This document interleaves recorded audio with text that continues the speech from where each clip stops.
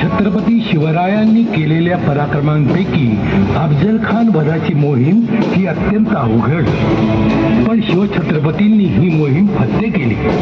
शिवरायांच्या शब्दाखातर स्वराज्य रक्षणासाठी प्राणाची आहुती देण्यास तयार असणारे अनेक वीर महाराष्ट्राने या भूमीला दिले. तसे याही युद्धात अनेक वीर लढले. शिवरायांच्या इतिहासाचा अस्सल प्रथम दर्जाचा पुरावा शिवभारत या काव्यग्रंथात कवींद्र परमानंद कमळोजी साळुंखे यांचं नाव अग्रक्रमाने घेतात. शिवाजी महाराज अफजल खान यांच्या भेटीत जेव्हा महाराजांनी खान कापला तेव्हा त्यांनी झाडीमध्ये लपून ठेवलेले 4-5 हजार पायदळ सैन्य खानाच्या पार मुक्कामाच्या छावणीवर अचानकपणे तुटून पडले आणि खानाच्या 35,000 सैन्याची दाणादाण उडवली. या पायदळ सैन्याचे नेतृत्व जे सेनानी करत होते त्यामध्ये प्रथम क्रमाने कमळोजी साळुंखे यांचं नाव येतं. कमळोजींबरोबर येसाजी कंक, तानाजी मालुसरे, कौंडाजी वरखल आणि रामजी पांगारकर अशा अन्य 4 सेनानींची नावे येतात. कमळोजींचा दुसरा उल्लेख येतो तो शिवाजी महाराजांच्या दिनांक 3 एप्रिल 1663 रोजी लिहिलेल्या पत्रामध्ये.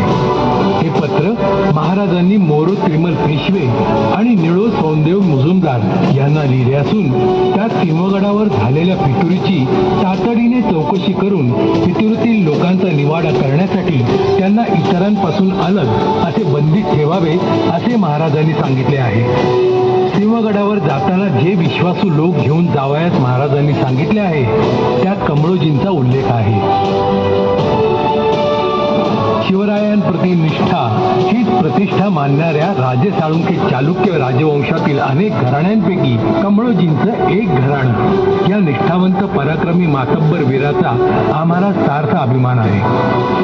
महाबली शहाजी राजे आणि आऊसाहेब जिजाऊ यांच्या मनातलं हिंदवी स्वराज्य उभारताना शिवरायांना या राजवंशातील अनेक एकनिष्ठ घराण्यातील वीरांची साथ लाभली.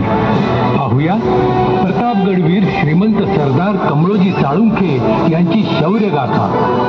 प्रतापगड वीर श्रीमंत सरदार कमळोजी साळुंखे यांची शौर्यगाथा.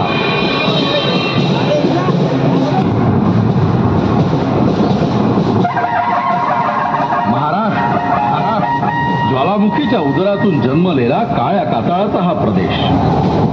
महाराष्ट्राचा ध्वज होता भगवा.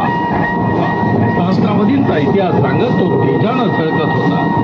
अशा या सुवर्ण भूमीवर पठाणांच्या टोळधाडी आल्या आणि आत्मविस्मृती झालेल्या या देशात परकीय सत्ता, जुलूम याचं भयानक तांडव सुरू झालं.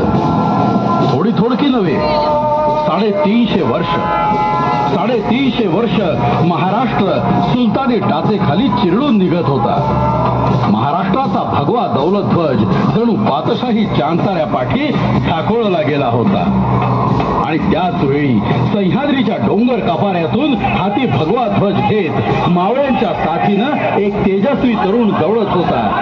त्याचं क्षात्र तेज माध्यान्हीच्या सूर्याप्रमाणे तळपत होतं. त्यांचं नाव शिवाजीराजे शहाजीराजे भोसले. वडील शहाजीराजे आणि जिजाऊ साहेब यांच्या मार्गदर्शनाखाली राजांनी तोरणगड घेऊन स्वराज्याचं जणू तोरणच बांधलं. आदिलशाही मुलखावर मराठ्यांनी जरब बसवली. आदिलशाहीच्या छाताळावर भगवानाचा सुटला. बघता बघता 40 किल्ले स्वराज्यात दाखल झाले. महाराजांच्या वादळी पराक्रमाच्या खबरा एका पाठोपाठ एक विजापुरात धडकत होत्या. आदिलशाही दरबार हादरून गेला आणि आदिलशहानं 12,000 घोडदळ, 10,000 पायदळ, 1200 उंट, 65 हत्ती आणि प्रचंड तोफखान्यासह स्वराज्य नेस्तनाभूत करण्यासाठी अफजल खान, मोहम्मद शाही या स्वराज्यावर सोडले.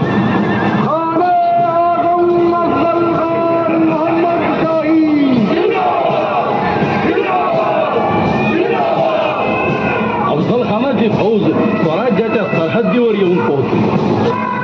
खानाचा सेनासागर पाहून अनेक नामवंत घराणी खानाच्या डेऱ्यात सामील झाली. पण काही जातिवंत मराठे स्वराज्य रक्षणासाठी महाराजांच्या पाठीशी उभे राहिले. त्यातीलच एक घराणे म्हणजे सरदार साळुंखे, अर्थात चालुक्य राजवंश, सरदार कमोजीराव साळुंखे. जय भैरी भवाने. पण काळाच्या पडद्याआड या वीर मराठ्यांचा इतिहास झाकोळला गेला. त्याला पुन्हा संजीवनी देण्यासाठी हा शाहिरी साज. राघव, उद्या खान भेटल तवा सावध असा. खानसनी भेटाल तवा जाळीचं चिलखत आणि डोईवर मंदिराच्या आत शिरस्त्राण घालायचं बघा. खानाच्या मारण्याच्या जागा म्हणजे मान, पाठ आणि मस्तक. तर साधलं नाही तर तू धरल तुम्हासनी. आपण अखंड सावध असा बघा. कान्होजी बाबा, हो चिंता करू नका. कमळजीराव, आपण म्हणजे गनिमी काव्यात माहेर सेनानी. खानाचे डाव आपण अचूक जाणतात. आपला सल्ला मी मानला. स्वराज्याच्या मर्द मानकऱ्यांनो, उदयी खान भेटीस येतो आहे. सर्वांनी हत्यारबंद सज्ज राहा. बांधल, तुम्ही तुमच्या जमावानीशी जाऊन दळून राहा. कमळजीराव साळुंखे, तानाजीराव, येसाजीराव, खानाचे लष्कर पारात आहे. त्यांना डोंगर चढून वर येऊ देऊ नका. कान्होजी बाबा आणि बाजी सर्जेराव, तुम्ही पाराच्या वाटा रोखून धरा. शेळेकर, तुम्ही दक्षिण जावी द्या. कमळजीराव साळुंखे, तशीच वेळ आली तर खानाचं लष्कर साफ बुडवा. शिवशाहीचा शिरस्ता लक्षात ठेवा. गनिमांपैकी जो कोणी हत्यार खाली ठेवेल त्याला मारू नका. पण हत्यार उघडल्या पायकाला राखू नका. कापून काढा. हर हर.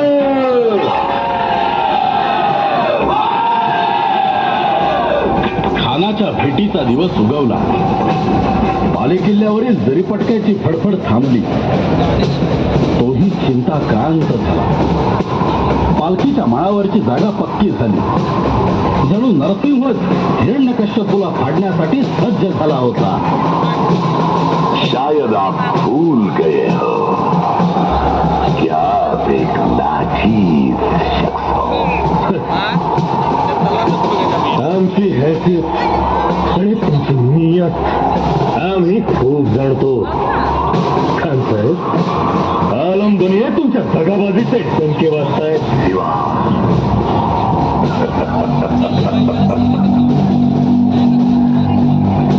डरपोक शिवा,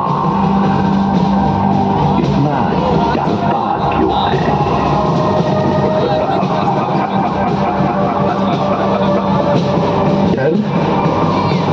तुम्हाला काय म्हणून घ्यावं? काही एक घ्यावं तो श्री रघुनाथास घ्यावं. मृत्यूशी दोन हात करण्याचं स्वप्न रोज जगतोय आम्ही. शिवा, तू अपनी हिम्मत बहादुरी की शेखी बदलता है. बेअदब से बुरी राह से क्यों चलता है? दुनिया में हुकूमत चलती है अली आदिल शाह की, मुगलों की, कुतुबों की. तुम्हारे जैसे मामूली काफिर की नहीं. शिवा, सब किले आदिल शाही सल्तनत के हवाले कर दो. हमारा मातहत बन गुलाम बन जा. उसके बाद हम खुद अली आदिल शाह से दरख्वास्त करेंगे. इस नाचीज को मामूली सी जागीर इनायत कर दी जाए.